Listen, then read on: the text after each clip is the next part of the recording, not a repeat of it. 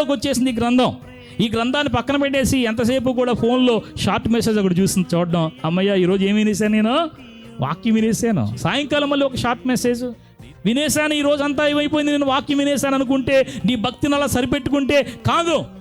దేవుడు ఎవరెవరితో ఏం మాట్లాడాడో కాదు, నీతో ఏం మాట్లాడుతున్నాడో అది గ్రహించాలి.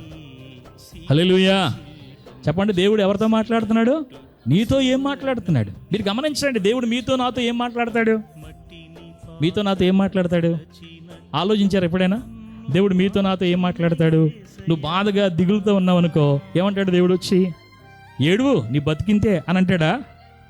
అయ్యి నా కుమారుడు ఎందుకు అలా ఉన్నావు, నా కుమారు ఎందుకు అలా ఉన్నావు, ఎందుకు నువ్వు అంత దిగులు పడుతున్నావు? ఇలా మాట్లాడతాడు దేవుడు.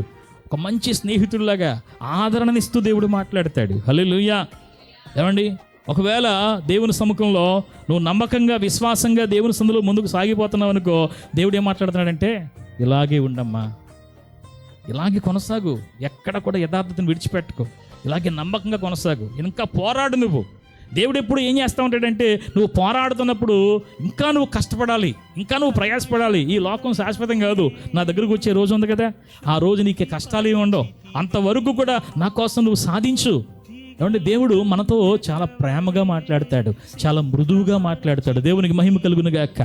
నువ్వు ఎక్కడైనా అలసిపోతూ ఉంటే, నువ్వు బలహీనపడిపోతూ ఉంటే, నువ్వు బలహీనపడొద్దని నిన్ను ఎప్పుడు కూడా దేవుడు ప్రోత్సహిస్తూ మాట్లాడుతూ ఉంటాడు. హల్లెలూయా.